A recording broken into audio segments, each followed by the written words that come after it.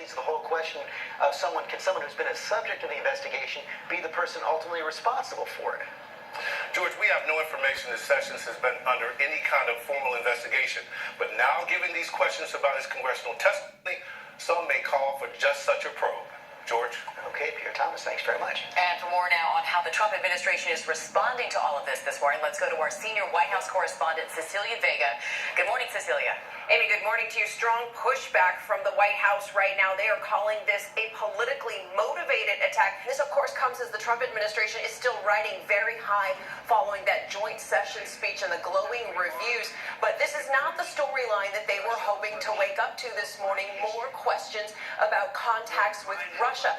This is the statement that they sent overnight as the story broke. Take a look. This is the latest attack against the Trump administration by partisan Democrats. Attorney General Sessions met with the ambassador in an official capacity. Now, it was just a couple of weeks ago right here at the White House that the president himself said that nobody I know of, Amy, had contacts with the Russians leading up to the election. And yet, Cecilia, we are learning this morning that the Trump administration is directing White House staffers to keep any materials that could be related to Russia, correct?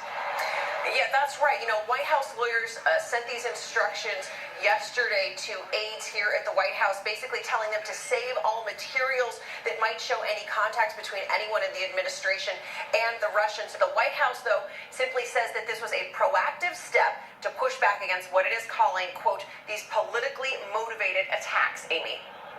All right, Cecilia Vega, thank you. Okay, Amy, let's get more on this now from John Carl, our chief White House correspondent, and Matthew Dowd, our chief political analyst. And John, let me begin with you. We saw the White House dismissing these as partisan political attacks. The Democrats' calls for Jeff Sessions to resign, but the pressure for the Attorney General to recuse himself from this investigation as he's facing questions about his testimony is going to get intense. No question about that, George. Look, it's important to say at first that I've been reporting on this issue of the Russian connection for weeks now. Nobody in any of these discussions has suggested in any way that Jeff Sessions would have been the conduit between the campaign and the Russians if there was one. But the White House knows, Sessions' staff knows, Sessions himself knows that now there's at the very least an appearance problem here. He is going to have to recuse himself. He cannot be the one making decisions about where this investigation goes. And Matt, it'll intensify calls for a special prosecutor to look into this as well. Absolutely. I mean, I think the Trump folks thought they had this great momentum going 48 hours ago, and it used to be momentum used to be on these big speeches. It would be gauged in weeks, then it was gauged in days, now it's gauged in hours. I think when you look at this whole thing to keep up the March Madness theme in this, Donald Trump gave a great halftime speech in game one of the tournament, but there's a lot of games left, and this is going to complicate his ability to sort of go through this process. And John Carl, a lot of strands of this story out there this morning. As you pointed out, you've been covering this story for weeks now. The Trump administration has consistently denied any contacts, knowing of any contacts between people affiliated with the campaign and the Russians during the campaign. Yet the New York Times reporting this morning new details. They're saying of multiple European intelligence agencies having information about these contacts, and U.S. intelligence separately intercepting communications from Russians about these contacts. Well, George, since that New York Times story broke saying that there were regular contacts between Trump associates, including associates on the campaign, and the Russians, I have not heard emphatic blanket denials from the White House anymore, including pointedly from the president himself. As you remember, I asked him directly at his press conference if there were any contacts between his campaign and the Russians. He answered by saying that he didn't have any contacts. So I think this is something that, frankly, Trump's own team is unsure and very reluctant to make blanket denials anymore. How does the White House get ahead of this? I think it's very difficult. The best explanation they have is sort of Clinton-esque, which is we were asked a specific question on this, and he was answering a specific question with that. Normally what this White House does and what Donald Trump does is change the topic to something totally different in this. I think, though, this is going to go on, as we talked about in the aftermath of the aftermath of the election, the two things that were likely to dog Donald Trump were conflict of interest related to his business and Russian contacts during the course of the campaign, and we're still at it today. Okay, Matthew Dowd, John Carl, thanks very much. Trump may want to change the topic to the economy. The stock market skyrocketing after President Trump's speech breaking the 21,000 barrier for the first time ever. The president tweeting about it this morning. And our chief business correspondent, Rebecca Jarvis, is at the New York Stock Exchange. Good morning, Rebecca. How are people feeling down there? Well, Amy, there is some optimism here. Good morning.